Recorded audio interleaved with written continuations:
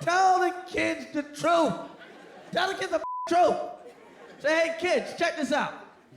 Check this out. You could be anything you're good at as long as they're hiring. Chris Rock got plenty of laughs, and deservedly so, for that routine in his upcoming Netflix special.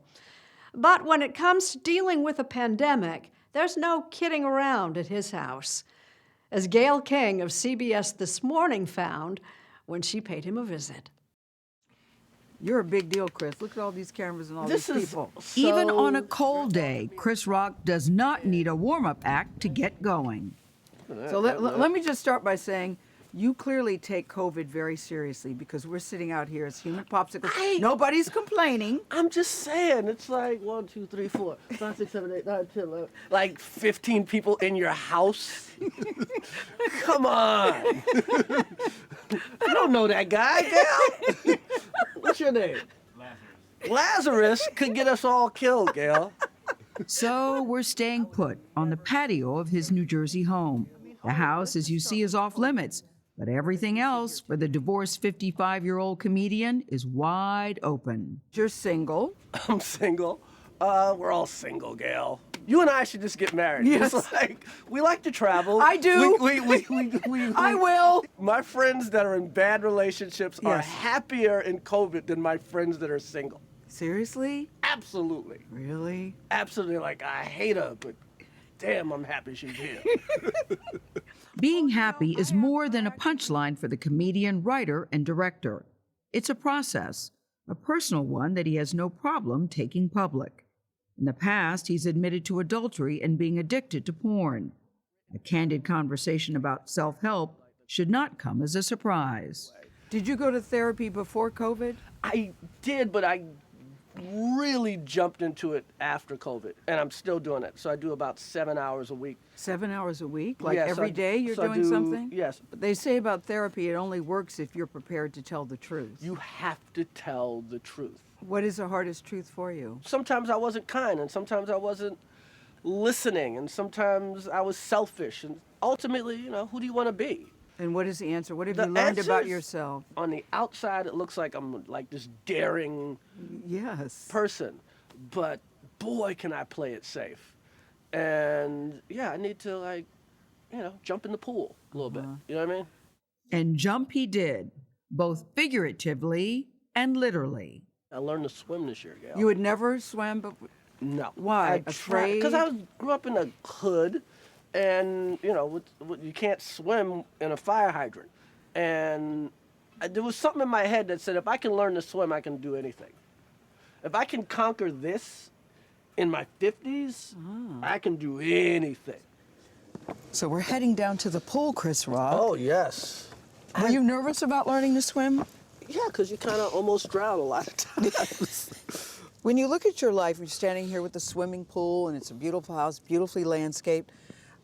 What grade, how old were you when you dropped out of high school? What grade were you in? I was probably in the 10th. 10th grade? 10th grade. And what was your game plan? My game plan was to keep working at Red Lobster, get my truck driver's license. That was it? 10th And grade? kind of drive a truck like my dad. And honestly, Gayle, if you would have offered me in like 1989, 90, right before I got on Saturday Night Live, if you would have offered me a job that paid $10, $12 an hour, I would have never told another joke in my life. Really? Yeah. But there's no word for good, plain old white people, the word honky never did catch on like I thought it would. SNL changed his If you life. call a white person a honky, they'll go, "Hey, thanks a lot." 30 years later, he is considered one of the greatest comedians of all time. Kids are mean. So are you kidding me? When my kid was 2, she was biting kids on the playground. You think I taught her to bite kids? On January 12th, his special, Total Blackout, the Tambourine Extended Cut, premieres on Netflix. Here's the thing, I know it's hard being a cop. I know it's hard. I know that's dangerous. I know it is, okay? But some jobs can't have bad apples, okay? Some jobs, everybody gotta be good. Like pilots. Some jobs you have to be totally accountable. You have to have a zero, zero tolerance for any shenanigans. Regardless of Absolutely. the Most jokes of we're my making, dealings with the yeah, police have are been good. good. But yes, there's a percentage that's like, oh, why are you? I had a cop a couple of years ago, just like, what are you driving around here for? He stopped you? Yeah. He's what did he say? He said, you don't live around here, do you? And I'm looking at him like, no, you don't live around here. Now, Eddie Murphy, did he find you or just has helped you? Or Eddie, now they always talk about how Eddie helped me. What about the help I did for Eddie, okay? Rock's career began in comedy, but lately he's taken a more dramatic turn. Maybe you feel like these Italians own you. But you got no idea what it feels like to be actual owned. He's drawing rave reviews for his portrayal of crime boss Lloyd Cannon in the FX series Fargo. You're gonna help me win this war, or I'm gonna put you on the ground. You hear me?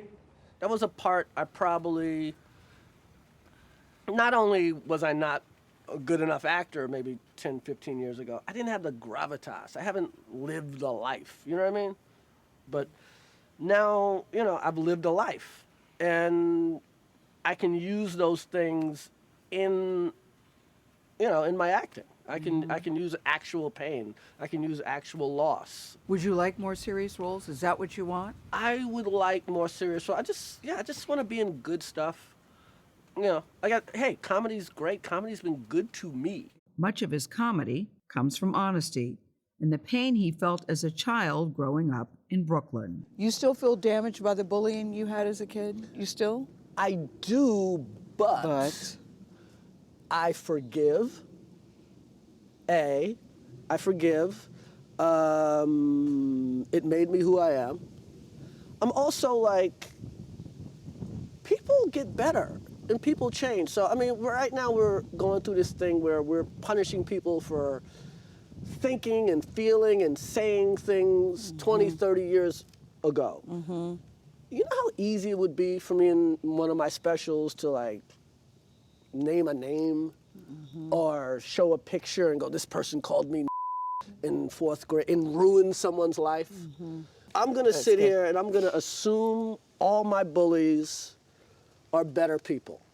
I'm gonna pray to God, and I'm gonna hope that what they did to me shames them on some level and they teach their kids better. Yeah. That's your wish for them. That's my wish for them. Making peace with the past and eager to roll up his sleeve for a COVID-free future. There is a vaccine that is available. Yes, there's a vaccine. Can't wait.